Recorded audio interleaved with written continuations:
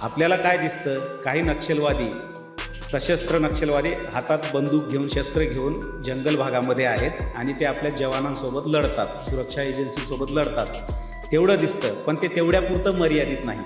त्या नक्षलवाद्यांचे म्होरके हे शहरी भागामध्ये आहेत आणि जितके नक्षलवादी जंगल भागामध्ये आहेत तितकेच किंबहुना त्यापेक्षा अधिक शहरी भागामध्ये आहेत. वेगवेगळ्या विद्यापीठामध्ये प्राध्यापक म्हणून हे नक्षलवादी वावरतात. त्या ठिकाणी माओवादाच्या विचारांचा प्रचार प्रसार करतात, विद्यार्थ्यांचं ब्रेन वॉश करतात आणि त्या विद्यार्थ्यांची दिशाभूल करून त्यांना नक्षलवादामध्ये भरती करतात, प्रत्यक्ष जंगलामध्ये घेऊन जातात. त्यामुळे नक्षलवाद्यांची भरती देखील शहरी भागातूनच होते. पुण्यातून अनेक तरुणांची यांनी भरती केलेली आहे. एक संतोष शेलार नावाचा तरुण काशीवाडी भागातला 2010 साली गायब झाला. आता 2024ला तो सरेंडर झाला. पोलिसांनी त्याला अटक केली.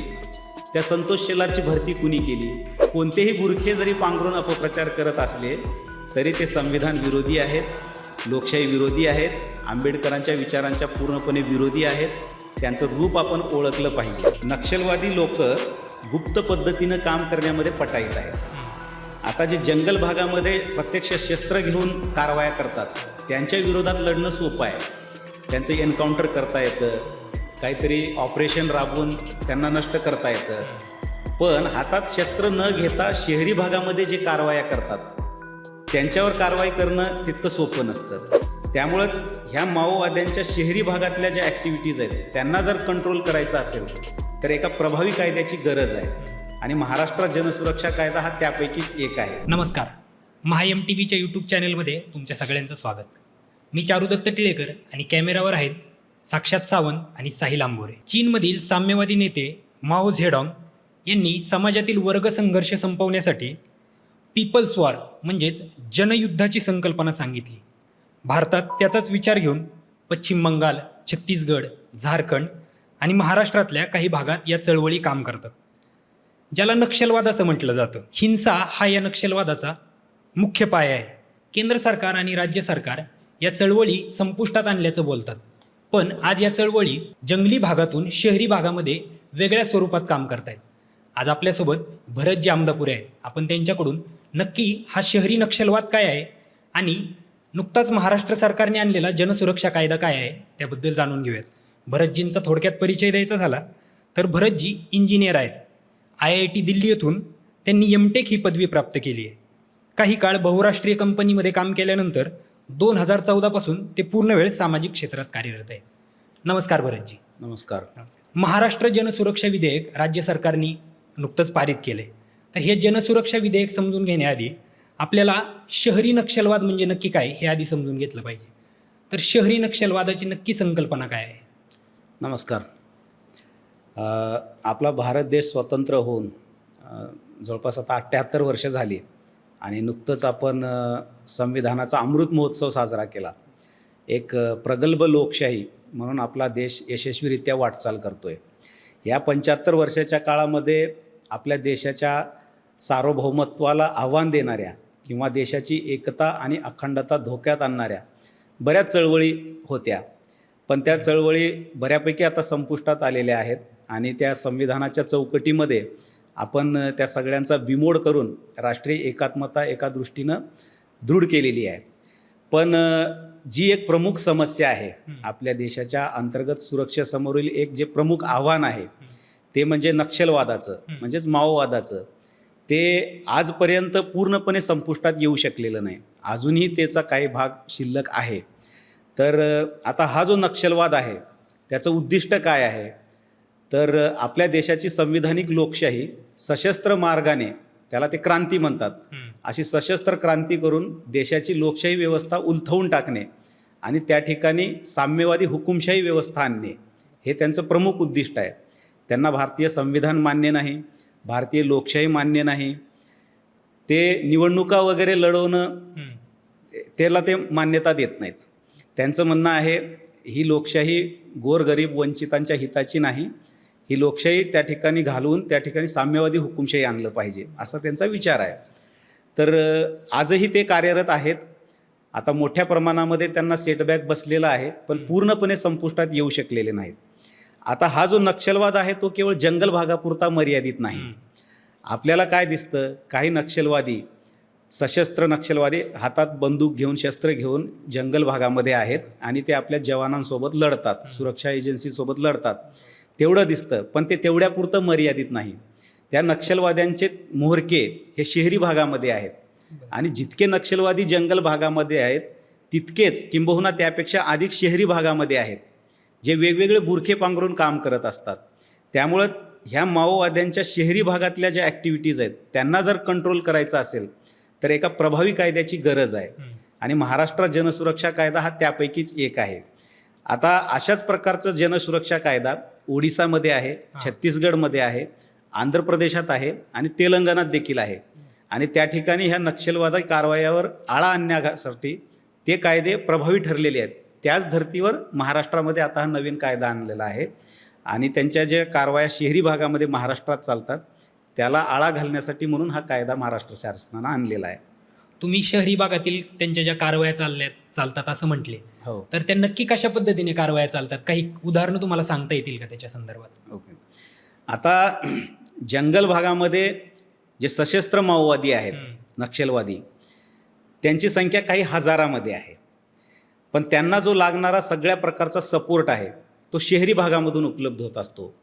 मग ते शस्त्रास्त्राच्या तस्करीपासून तर नक्षलवाद्यांची भरती करण्यापर्यंत त्यांना सगळा लागणारा लॉजिस्टिक सपोर्ट, मेडिकल सपोर्ट, सगळ्या प्रकारचा सपोर्ट ह्या शहरी भागामधून होत असतो. कारण जंगल भागामध्ये तर काही वस्तूंची निर्मिती करणारे कारखाने नाही आहेत. शस्त्र निर्माण करण्याचे त्यांचे छोटे मोठे कारखाने आहेत, पण तिथं अगदीच बेसिक शस्त्र तयार होतात. पण त्यांच्याकडं आज अत्याधुनिक शस्त्रास्त्र आलेली आहेत. त्या सगळ्यांची तस्करी कुठून होते? ती शहरी भागातूनच होते. नेपाळच्या सीमेवरून होते, पाकिस्तानमधून होते, चीनमधून होते, बांगलादेशातून होते. तर शस्त्रास्त्रांची तस्करी करणे हे देखील शहरी भागातून होतं. प्लस तरुणांची भरती करणे. वेगवेगळ्या विद्यापीठामध्ये प्राध्यापक म्हणून हे नक्षलवादी वावरतात. त्या ठिकाणी माओवादाच्या विचारांचा प्रचार प्रसार करतात, विद्यार्थ्यांचं ब्रेन वॉश करतात आणि त्या विद्यार्थ्यांची दिशाभूल करून त्यांना नक्षलवादामध्ये भरती करतात, प्रत्यक्ष जंगलामध्ये घेऊन जातात. त्यामुळं नक्षलवाद्यांची भरती देखील शहरी भागातूनच होते. किंवा जेव्हा काही नक्षलवादी चकमकीमध्ये जखमी होतात त्यांना मेडिकल सपोर्ट लागतो, तर त्यांना शहरामध्ये आणलं जातं, त्यांच्यावर ट्रीटमेंट केली जाते. ह्या सगळ्या ॲक्टिव्हिटीज करण्यासाठी मोठ्या प्रमाणात त्यांचं शहरी भागामध्ये नेटवर्किंग आहे. तर ह्या सगळ्या शहरी भागातल्या ॲक्टिव्हिटीज आहेत. त्याच्यासोबतच वेगवेगळी आंदोलनं उभी करणं, लोकांना लोकशाहीवरून विश्वास उडेल लोकांचा अशा प्रकारचा प्रोपगंडा करणं, अराजकता निर्माण करणं आणि कायदा सुव्यवस्था धोक्यात कशी येईल अशा प्रकारचं षडयंत्र रचणं हे देखील शहरी माओवादी करत असतात. आता काही उदाहरणं सांगतो मी म्हटलं की काही नक्षलवाद्यांची भरती यांनी शहरी भागामधून केलेली आहे, करतात. आता कबीर कला मंच नावाची एक संघटना मुख्यतः पश्चिम महाराष्ट्रामध्ये पुणे केंद्र मानून ती काम करायची. पुण्यातून अनेक तरुणांची यांनी भरती केलेली आहे. एक संतोष शेलार नावाचा तरुण काशीवाडी भागातला 2010 साली गायब झाला. आता 2024ला तो सरेंडर झाला, पोलिसांनी त्याला अटक केली. त्या संतोष शेलारची भरती कुणी केली? कबीर कला मंचनं केली. प्रशांत कांबळे नावाचा तरुण पुण्यातलाच वस्ती भागातला तरुण, त्याची भरती कबीर कला मंचच्या माध्यमातून झाली. तो देखील सरेंडर झाला, पोलिसांनी त्याला अटक केलेली आहे. हे तरुण नक्षलवादाच्या नादी का लागले? कबीर कला मंचसारख्या संघटना शहरी भागामध्ये काम करतात वेगवेगळे बुरखे पांघरून, म्हणून हे तरुण त्या नक्षलवादाच्या नादी लागले. तर अशा वेगवेगळ्या विद्यापीठामधून देखील ह्यांनी तरुणांची भरती केलेली आहे. नुकतंच सरकारने महाराष्ट्र जनसुरक्षा विधेयक आणले आहे ह्या शहरी नक्षलवादावर आळा घालण्यासाठी. तर हे जनसुरक्षा विधेयक नक्की काय आहे, थोडं त्याच्या संदर्भात सांगा. आता नक्षलवादी लोक गुप्त पद्धतीनं काम करण्यामध्ये पटाईत आहेत. आता जे जंगल भागामध्ये प्रत्यक्ष शस्त्र घेऊन कारवाया करतात त्यांच्या विरोधात लढणं सोपं आहे. त्यांचं एन्काउंटर करता येतं, काहीतरी ऑपरेशन राबवून त्यांना नष्ट करता येतं. पण हातात शस्त्र न घेता शहरी भागामध्ये जे कारवाया करतात त्यांच्यावर कारवाई करणं तितकं सोपं नसतं. ते कायद्याच्या कचाट्यात कसं सापडायचं नाही ह्याचे ते पूर्ण टॅक्टिक त्यांना जमते. त्यामुळं ह्यांच्या कारवाईवर आळा कसा घालायचा हा सगळ्यात मोठा प्रश्न आपल्या सुरक्षा एजन्सीसमोर आणि शासनासमोर होता. आता ह्या प्रश्नावर मात करण्यासाठी मी म्हटलं छत्तीसगड, ओडिसा, आंध्र प्रदेश, तेलंगणा ह्यांनी ऑलरेडी कायदे केलेले आहेत. मग महाराष्ट्रामधल्या गतिविधी ह्यांच्या जर नियंत्रणात आणायच्या असतील तर महाराष्ट्रात देखील ह्या कायद्याची गरज होतीच. आणि ते आत्ता भाजप सरकार आलंय म्हणून नाही, ते आर पाटील गृहमंत्री असतानापासूनच अशा प्रकारचा कायदा आणला पाहिजे ह्याची चर्चा चालू आहे. त्यामुळे कुठल्याही पक्षाचा ह्याच्याशी काही संबंध नाही.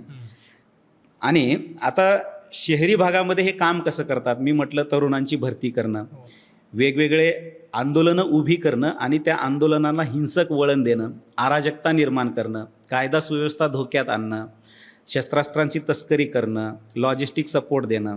आता ह्यांना ट्रॅप कसं करायचं, ह्यांचा प्रत्यक्ष माओवादी संघटनेशी संपर्क लक्षात येतो, पण जे सद्यस्थितीत कायदे आहेत त्याच्या चौकटीमध्ये ते सापडत नाहीत.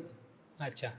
त्यांना वर्षानुवर्षे काम करून त्यांनी ती कला आत्मसात केलेली आहे, कसं कायद्याच्या कचाट्यात न सापडता कसं काम करायचं. तर ह्यांच्या ह्या कारवाया कायद्याच्या चौकटीमध्ये बसवण्यासाठी एका वेगळ्या कायद्याची गरज होती. अच्छा. त्याच्यासाठी महाराष्ट्र जनसुरक्षा कायदा आणलेला आहे. म्हणजे कसं होतं, समजा षडयंत्र रचत असताना त्याला जे सपोर्ट म्हणून सगळ्या गोष्टी असतात, समजा तुम्हाला खिचडी करायची आहे तर त्यासाठी सुरुवातीला गॅस आणणं, त्याच्यासाठी लागणारी सामुग्री गोळा करणं, चूल पेटवणं, त्याच्यासाठी लागणारा लाकूड फाटा आणणं, हे सगळ्या ज्या सपोर्टिंग ॲक्टिव्हिटी असतात ते करणारे देखील तितकेच गुन्हेगार असतात. त्यामुळे एखादी हिंसक घटना होते किंवा दहशतवादी कृत्य होतं नक्षलवाद्यांकडून, तेव्हा त्यामागे एक मोठी चेन असते. त्यामुळे ह्या शहरी भागामध्ये जे पांढरपेशे लोक आहेत जे त्यांना सपोर्ट करतात त्यांच्या कारवायावर प्रतिबंध घालायचा असेल तर एका वेगळ्या कायद्याची गरज होती, म्हणून हा जनसुरक्षा कायदा आणलेला आहे. सरकार म्हणतंय की आम्ही नक्षलवाद संपत आणलाय. पूर्ण महाराष्ट्र सरकार सुद्धा सांगते की गडचिरोलीमधला नक्षलवाद आता जवळपास संपुष्टात आलाय. मग जर असा नक्षलवाद संपुष्टात येतोय तर अशा वेगळ्या कायद्याची का गरज वाटते सरकारला? आता ह्यामध्ये तथ्य आहे की नक्षलवाद हा बऱ्यापैकी नियंत्रणात आलेला आहे. सशस्त्र जे आहे जंगल भागामधल्या त्यांच्या ज्या कारवाया आहेत त्यापैकी मोठ्या प्रमाणात कमी आलेली आहे.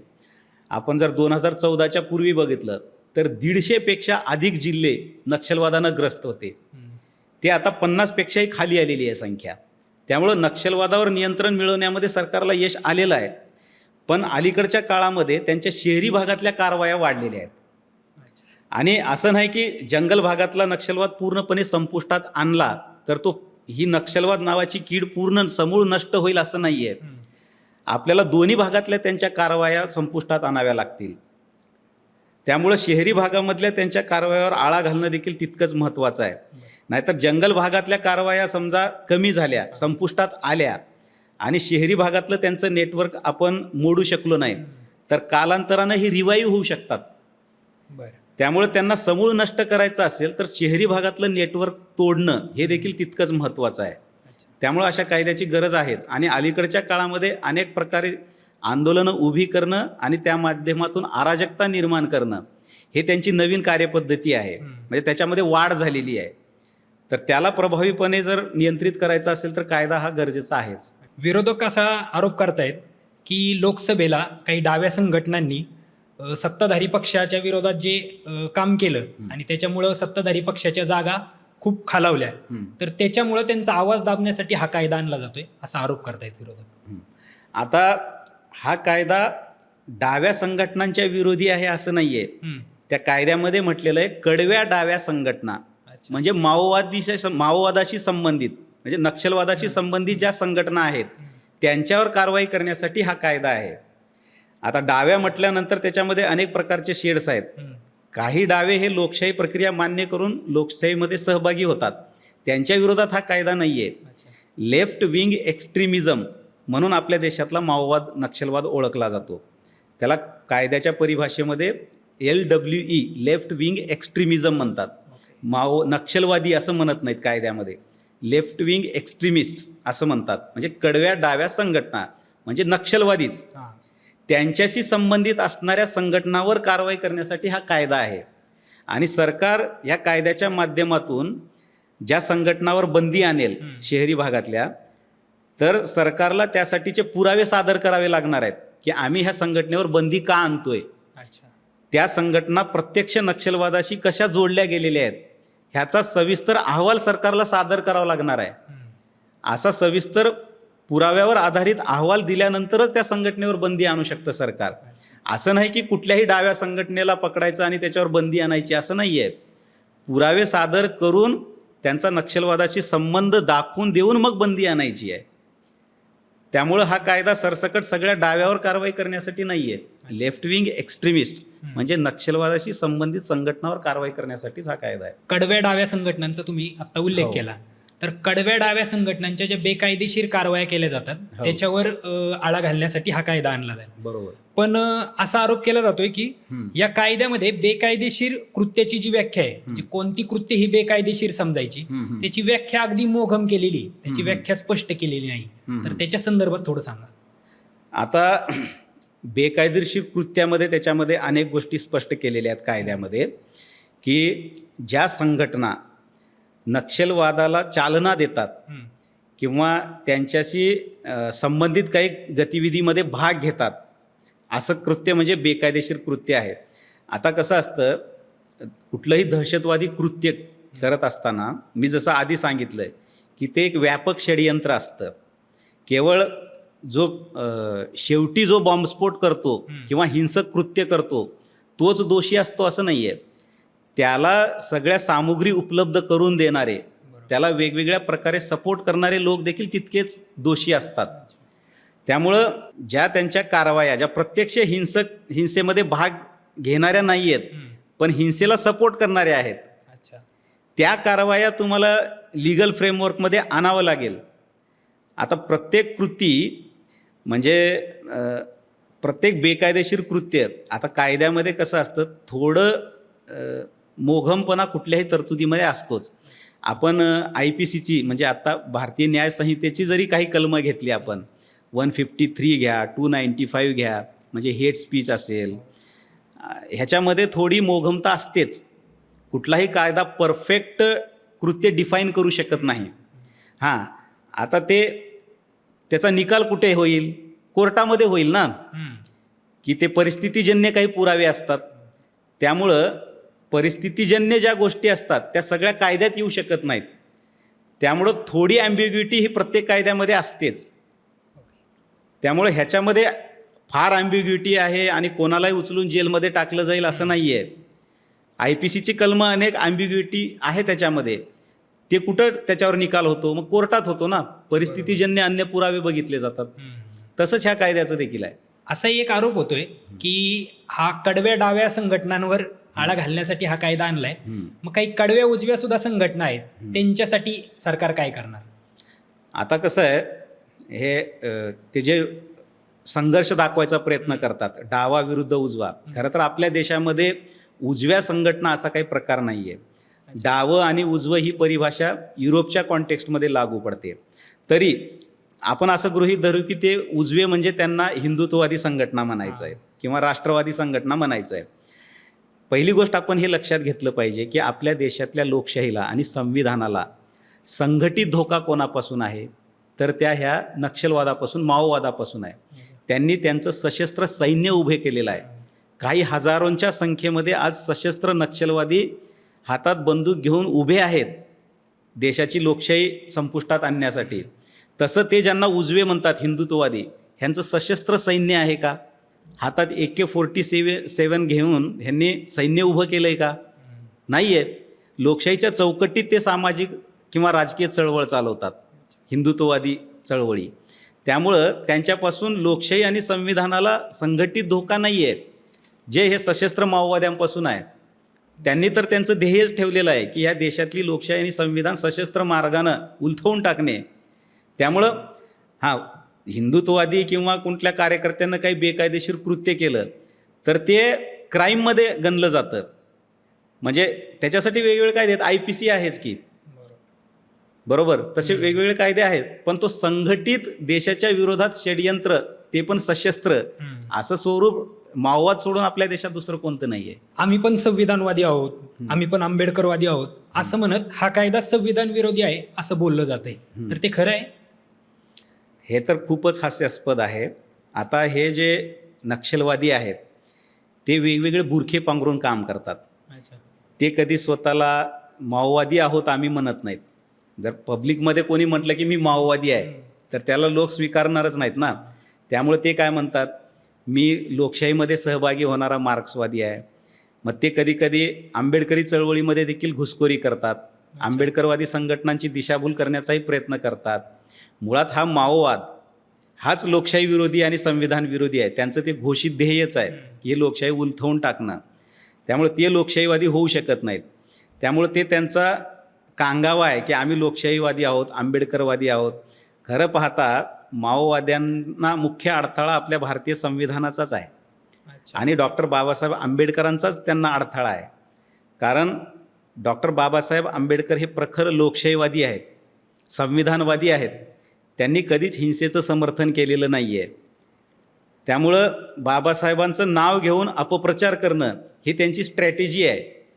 बाबासाहेबांनीच संविधानाला कोणापासून धोका आहे हे स्पष्ट केलेलं आहे. बाबासाहेब म्हणतात आपल्या देशामध्ये ह्या संविधानिक लोकशाहीला साम्यवादापासून आणि समाजवादापासून धोका आहे. कारण काय, बाबासाहेब म्हणतात साम्यवादांना लोकशाही मान्य नाही, त्यांना हुकुमशाही मान्य आहे, म्हणून ते संविधानाचा विरोध करतात. आणि समाजवादी लोक का विरोध करतात, तर त्यांना अनिर्बंध स्वातंत्र्य हवं आहे. कशासाठी, तर समजा सत्ता त्यांना मिळू शकली नाही तर त्या अनिर्बंध स्वातंत्र्याचा वापर करून आहे ती सत्ता उलटवून टाकण्यासाठी त्यांना अनिर्बंध स्वातंत्र्य हवं आहे.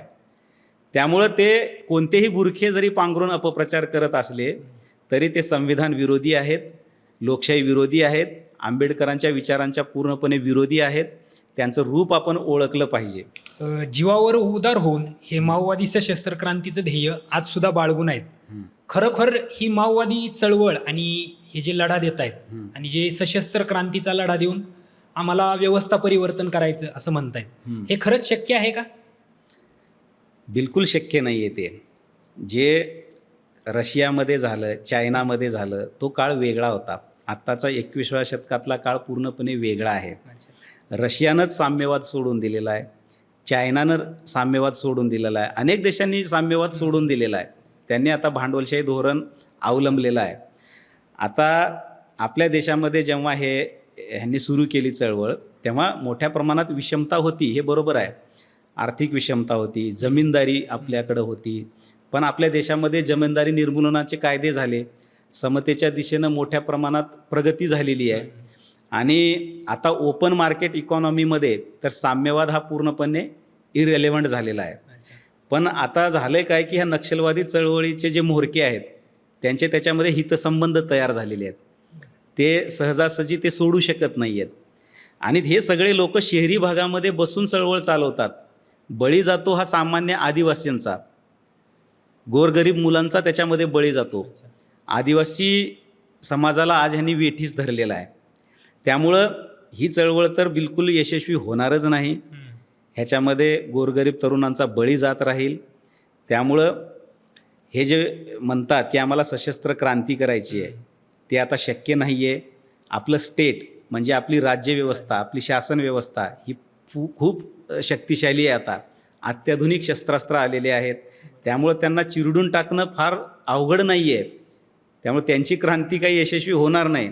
पण त्यांच्या नादाला जे काही तरुण लागलेले आहेत त्यांचं आयुष्य बर्बाद होतं, हे दुर्दैवाची गोष्ट आहे. तुम्ही आता उल्लेख केला की चीनने आणि रशियाने सुद्धा आता भांडवलशाही अर्थव्यवस्था स्वीकारलेली आहे स्वतःला. आधी ते साम्यवादी देश होते. एकेकाळी अनेक देश असे साम्यवादी होते, पण आज ते स्वतःला तसं म्हणून घेत नाही. तरी पण अनेक जण आज भारतातले असतील किंवा वेगवेगळ्या देशांमधले याला कवटाळून बसत आहेत. साम्यवाद नक्की काय? आणि तुम्ही सांगितलं की माओवाद हे साम्यवादाचं एक एक्स्ट्रीम रूप आहे. तर साम्यवादाचं भविष्य आज आहे का जगामध्ये? आणि माओवादाचं सुद्धा भविष्य ह्या साम्यवादाबरोबरच तुम्ही कसं बघता? आता जसं मी आधी सांगितलं की मागच्या शतकामध्ये जवळपास जगाचा अर्धा भाग तरी साम्यवादी होता. पण आता तसं राहिलेलं नाही आहे. ज्या लोकांनी साम्यवादाचा पुरस्कार केला त्याच लोकांनी ते धोरण सोडून दिलेलं आहे. पण आपल्या देशातले हे जे पोतीनिष्ठ डावे आहेत ते त्याला धर्मग्रंथासारखं कवटाळून बसलेले आहेत. ते त्याला सोडायला तयार नाही आहेत. तो विचार तर फेल झालेलाच आहे. आणि आता ग्लोबलायझेशन, लिबरलायझेशन आलेलं आहे. त्यामुळं अर्थव्यवस्था पूर्ण बदललेली आहे. सगळं म्हणजे परिस्थितीच पूर्ण बदलून गेलेली आहे, ते इररिलेव्हंट झालेलंच आहे. पण आता हां, सामाजिक न्याय हा महत्त्वाचा आहे. आपलं जे संविधान आहे ते समाजवादी किंवा साम्यवादी व्यवस्थेचा पुरस्कार करत नाही. ते काय म्हणतं की कल्याणकारी राज्याची कल्पना आपलं संविधान करतं. वेलफेअर स्टेट म्हणजे शासनानं समतेसाठी प्रयत्न केले पाहिजेत अशी मार्गदर्शक तत्त्व आपल्या संविधानामध्ये आहेत. पण म्हणून आपलं संविधान समाजवादी आहे किंवा साम्यवादी आहे असं नाही आहे. वेलफेअर स्टेट ही संकल्पना सोशलिझम आणि कम्युनिझमपेक्षा वेगळी आहे. म्हणजे शासनानं शिक्षणासाठी प्रयत्न करावेत, आरोग्यासाठी प्रयत्न करावेत, संपत्तीचं फार केंद्रीकरण होता कामा नये ह्याच्यासाठी धोरणं आखावेत. हे आपल्या संविधानाला अभिप्रेत आहे. त्यामुळं वेलफेअर स्टेट हे हिताचं आहे आणि ते असलंच पाहिजे. त्यामुळं साम्यवाद हा काय कधी यशस्वी होऊ शकत नाही. आपल्या देशामध्ये संविधानिक व्यवस्थेच्या माध्यमातून बऱ्यापैकी एक समतेच्या दिशेनं आपण वाटचाल करण्यामध्ये यशस्वी झालेलं आहे. जे काही आत्ता विषमता आहे त्याच्यावर देखील संविधानिक मार्गानंच उपाय करणं गरजेचं आहे. त्यामुळे साम्यवादाचा आत्ता रिलेव्हन्स राहिलेलाच नाही. आत्ता असा विरोध केला जातो की आत्ताचं जे सरकार आहे हे कुठंतरी जाणीवपूर्वक एक विशिष्ट आवाज दाबण्यासाठी म्हणजे शहरी भागातला मगाशी तुम्ही जसं म्हटलात की शहरी माओवाद शहरी भागातलं हे संपवण्यासाठी अनेक चळवळी संपवल्या जात आहेत. तर नवीन नवीन प्रकारे ज्या पद्धतीने कार्य केलं जाते म्हणजे विधानसभेला सुद्धा आणि लोकसभेला सुद्धा संविधान बचावच्या अनेक चळवळी झाल्या. निर्भय बनो, संविधान बचाव अशा प्रकारे अनेक पत्रकारांनी अनेक व्यक्तींनी त्याच्यामध्ये भाग घेतला. तर त्याला सुद्धा ह्याच्यामध्ये आळा बसेल का? नाही, कसं आहे लोकशाहीमध्ये सरकारच्या धोरणावर टीका करण्याचा अधिकार प्रत्येकाला आहे आणि तो लोकशाहीचा अविभाज्य भाग आहे. टीका झाली पाहिजे, ज्या काही त्रुटी आहेत शासनाच्या धोरणामध्ये त्या दाखवून दिल्या पाहिजेत. वेगवेगळ्या समाज घटकांच्या ज्या मागण्या असतात त्याच्यासाठी आंदोलने देखील झाली पाहिजेत आणि लोकशाहीमध्ये ते उचितच आहे. त्यांच्यावर ह्या कायद्यामुळे कुठेही गदा येणार नाही आहे. जो प्रोपगंडा केला जातोय की लोकांच्या अभिव्यक्ती स्वातंत्र्यावर गदा येईल, आंदोलन करण्याच्या स्वातंत्र्यावर गदा येईल, तो केवळ प्रोपगंडा आहे. आज हे अशाच प्रकारचा कायदा छत्तीसगडमध्ये आहे, तेलंगणात, आंध्रात आणि ओरिसामध्ये आहे. तिथं काय आंदोलनं होत नाहीत का? तिथं काही राजकीय विरोधक टीका टिप्पणी करत नाहीत का सरकारवर? करतात ना. त्यामुळं ह्या प्रोपगंडाला कोणीही बळी पडता कामा नये. कुणाचंही अभिव्यक्ती स्वातंत्र्य धोक्यात येणार नाही. आंदोलन आपल्या देशामध्ये होतच राहतील. आंदोलन केलं सरकारच्या विरोधात म्हणून लगेच उचलून जेलमध्ये टाकलं जाईल हा कायदा लावून असं काही नाही आहे. ज्यांचा प्रत्यक्ष संबंध माओवादाशी स्थापित होईल पुराव्यासह त्यांच्यावरच ह्या कायद्याच्या माध्यमातून कारवाई केली जाणार आहे. त्यामुळं राजकीय विरोधकांना याच्यामध्ये भीतीचं काहीच कारण नाही आहे आणि जे तसा प्रोपगंडा करतायत ते राजकीय हेतूनं प्रेरित होऊन करतायत. त्यामुळे सामान्य नागरिकांनी त्यांच्या प्रोपगंडाला बळी पडता कामा नये. नागरी स्वातंत्र्यावर कुठलाही गदा या कायद्यामुळे येणार नाही. तुम्ही सांगितलं की नागरी स्वातंत्र्यावर कुठलाही गदा येणार नाही. जनसामान्यांनी याच्यामध्ये काय भूमिका घेतली पाहिजे, जनसामान्यांनी काय काळजी घेतली पाहिजे आणि तरुणांनी विशेषतः कशा प्रकारे काळजी घेतली पाहिजे? आता माझं सगळ्या नागरिकांना एक सांगणं असं राहील की आपल्या देशामध्ये जे काही आंदोलनं वगैरे होतात त्याच्या मागचे मोटिव्ज आपण तपासून बघितले पाहिजेत आणि त्यामागे सूत्रधार कोण आहेत हे देखील आपण तपासून बघितलं पाहिजे. आपल्या देशामध्ये सगळेच आंदोलनं काही षडयंत्र असतात का? तर नाही. अनेक आंदोलनं हे जेन्युइन आंदोलनं असतात, त्यांच्या काही खरोखरच काही मागण्या असतात. पण जे माओवादी घटक आहेत ते काय करतात, अशा आंदोलनामध्ये घुसखोरी करतात आणि त्या आंदोलनांना हिंसक वळण लावण्याचा प्रयत्न करतात, अराजकता निर्माण करण्याचा प्रयत्न करतात, जेणेकरून हिंसा होईल, उद्रेक होईल आणि एकूण लोकशाहीप्रतीच लोकांमध्ये असंतोष निर्माण होईल असं षडयंत्र हे माओवादी करत असतात. त्यामुळं कुठलंही आंदोलन हे संविधानाच्या चौकटीतच झालं पाहिजे. ते हिंसेचा अवलंब करता कामा नये, अराजक परिस्थिती निर्माण करता कामा नये. सामान्य नागरिकांनी ह्याच्याकडं जरा चौकस वृत्तीनं बघितलं पाहिजे की आंदोलनाचे सूत्रधार कोण आहेत आणि ह्याच्यात घुसखोरी करण्याचा प्रयत्न कोणी करतंय का. उदाहरणार्थ आता माओवाद्यांनीच घोषित असं केलं की जे किसान आंदोलन झालं कृषी कायद्याच्या विरोधात त्याच्यामध्ये आमचा सहभाग होता. मग जे लाल किल्ल्यावर त्यांनी हिंसाचार माजवला ते कशामुळं झाला? त्याच्यात घुसखोरी केलेले माओवाद्यांनी त्या आंदोलनाला वेगळी दिशा दिली का, अच्छा. असे प्रश्न उपस्थित होतात. हां. त्यामुळं समाजाने देखील जागरूक राहण्याची गरज आहे. हे माओवादी कोणते बुरखे पांघरून समाजामध्ये असंतोष निर्माण करतील आणि अराजक पसरवण्याचा प्रयत्न करतील ते सांगता येत नाही. आपण चौकस राहिलं पाहिजे. आपण उघड्या डोळ्यानं बघून जे संविधानाच्या चौकटीत बसतं त्यालाच समर्थन केलं पाहिजे, त्यामध्येच सहभाग दिला पाहिजे आणि कुठल्याही प्रकारे हिंसेला आणि अराजकतेला प्रोत्साहन मिळेल अशा कृत्यामध्ये सहभागी होता कामा नये. आज आपल्याबरोबर महाराष्ट्र जनसुरक्षा विधेयक या कायद्याबद्दल चर्चा करण्यासाठी भरतजी उपस्थित होते. भरतजी खूप खूप आभार, खूप खूप धन्यवाद तुमचे. धन्यवाद.